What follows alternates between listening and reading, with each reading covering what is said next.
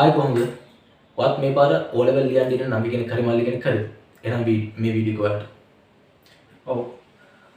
ඇත්තටම අපේ ජීවිතේ අපිට හම් වෙන විභාග වලින් තීරණාත්මක විභාගයක් තමයි මේ අපොස සාපෙළ විභාගය කියන්නේ සාමාන්‍ය පෙළ විභාගය. සාමාන්‍යයෙන් අපිට මුණ දෙන්න විෂයන් 9කට. ඒ විෂයන් වල 6ක් හර විෂයයි. ඒ හර විෂයන් අතරින් මේ විද්‍යාව ගණන් කියන විෂයන් දෙක හිමි වෙන්නේ මාරම තැන. නැත්තම් ඔයගොල්ලෝ නංගි මල්ලි ඔයගොල්ලෝ කවදා හරි ඔයාලට විශ්වවිද්‍යාල අධ්‍යාපනය ලබන්න බැරි වුණත් ඔයාලට ජීවිතේ සාර්ථක කරගන්න පුළුවන් සමහර කියන්නේ කඩයිම් වලදී සමහර සම්මුඛ පරීක්ෂණ වලදී ඔයගොල්ලෝ ජීවිතේ කියන්නේ ජොබ් එකක් කරන්න වගේ වුණාම සම්මුඛ පරීක්ෂණ. ඒ වගේ අපේ රිසල්ට් බලන කියන්නේ ප්‍රතිඵල බලන අපි මේ විෂයන් වලට මොනවද අරන් දින ප්‍රතිඵලය කියලා. විශේෂයෙන් ගණන් විද්‍යාව ඉංග්‍රීසි වගේ විෂයන් වලට බලනවා. එහෙන් බලද්දි දැන් අපේ ගොඩනැගිලා තියෙන ට්‍රෙන්ඩ් එක තමයි ගණන් විද්‍යාව කියන විෂයන් දෙක දැන් ළමයි අතරින් මග හැරිලා තියෙනවා. එහෙම වෙන්න දෙන්න බනගි මල්ලි. ඔව් ඇත්තටම දැන් පොඩි ළමයි ගත්තාම එයාලා ගාව ගණිතේ විද්‍යාව කියන විෂයන් වලට අදාළ සංකල්ප හරි අඩුයි. එයාලා මැලිකමක් තියෙනවා. එතකොට අපි පොඩි වැඩක් ප්ලෑන් කරලා තියෙනවා. ඔයාලට පොඩි සපෝට් එකක් විදිහට පොඩි සහයෝගයක් විදිහට ගණිතේ විද්‍යාව කියන සබ්ජෙක්ට් එකේ 2020 ඉඳලා පහුගිය විභාග ප්‍රශ්න පත්‍ර පාඩම් වයිස් කඩලා ඉවර වෙලා ඒවා සාකච්ඡා කරගෙන යනවා. ඔයාලට ඒ අවශ්‍ය තැන්වලදී අවශ්‍ය විෂය කරුණු විෂය දැනුමත් ලබා දීගෙන.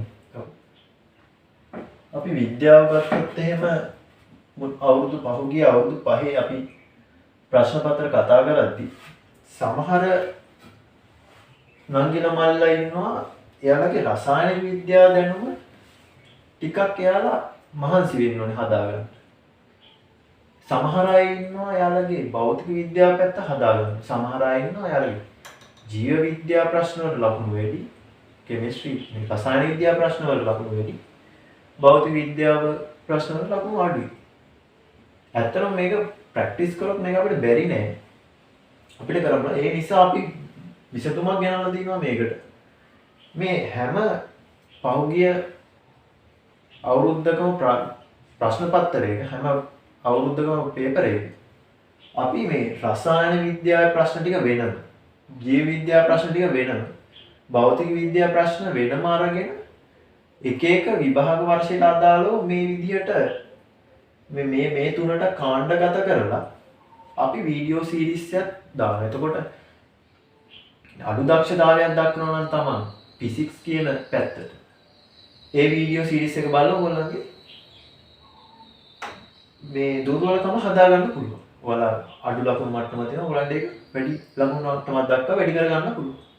ඒ වගේ මේ කාණ්ඩ තුනට ඔයගොල්ලන්ට ඒ වගේ අඩු දක්ෂතාව තියෙන ළමයින්ට නංගිලා මල්ලාට මේක මේ විදිහට මේ වැඩේ සාර්ථක කරගන්න පුළුවන් මේ අපේ වීඩියෝ මාලාව ෆලෝ කරලා. ඒ වගේම තමයි කෙටි ප්‍රශ්නයක් කෙටියෙන් කියලා වීඩියෝ සීරීස් එකක් පටන් ගන්න ඉඳන් ඉන්නවා අපි. ඒකෙදි කරන්නේ ඔයාලා දන්නවා ගණන් පේපර් එකේදී කෙටි ප්‍රශ්න 25ක් හම්බ වෙනවා.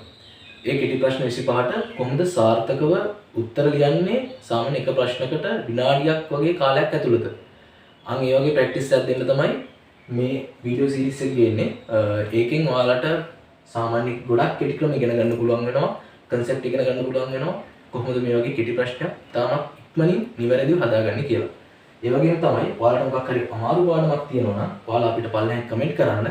ඒ අමාරු පාඩම අපි වීඩියෝ සීරීස් එකක් විදියට හරි තනි වීඩියෝ එකක් විදියට හරි ඔයාලට තේරෙන විදියට අප්ලෝඩ් කරන්න සූදානම්ින් ඉන්නවා. ඔව් ඒ වගේම අපේ මේ විද්‍යාව අපි කරද්දී අපිට අපි ඉගෙන ගන්න දෙයට වැඩිය න්‍යායාත්මක කරුණු කියන්නේ තියරි වලට වැඩි අපිට එහා ගිහුව ප්‍රශ්න අපිට පේපරේ මුණ ගැහෙනවා. කියන්නේ ගොඩක්ම ඒක හම්බෙන්නේ අපිට භෞතික විද්‍යාව ආශ්‍රයෙන් යන ප්‍රශ්න වල. අන්න ඒ ප්‍රශ්නවලදී සමහර අපි ඉගෙන ගන්න තියරිම අපිට ඇප්ලයි කරන්නේ නැහැ. අන්න ඒ වගේ වෙලාවට අපි කොහොමද මේ වගේ ප්‍රශ්නයකට හරියට උත්තරේ දීලා ඒ ලකුණු ටික කොහොමද ඒ ලකුණු කොටස කොහොමද අපිට ලබා ගන්නේ? අපේ පරිසරයේ තියෙන දේවල් වලින් අපි කල්පනා කරලා අපි කොහොමද මේ ප්‍රශ්නට උත්තරේ දීලා හරියට ඒ ලකුණු ටික හදාගන්නේ? අන්න ඒ විදිහට හිතන ඒ thinking pattern එක අපි මේ කතා කරන මේ ප්‍රශ්න හරහා මේ වීඩියෝ මාලාව හරහා අපි ඔයාලට මේ thinking pattern එක හිතන්නේ කොහොමද කියන ඒ තර්කානුකූල හැකියාව ඔයගලන්ට අපි ලබා දෙන්න උපරිම උත්සාහයක් දෙනවා. හරි නංගි මල්ලි.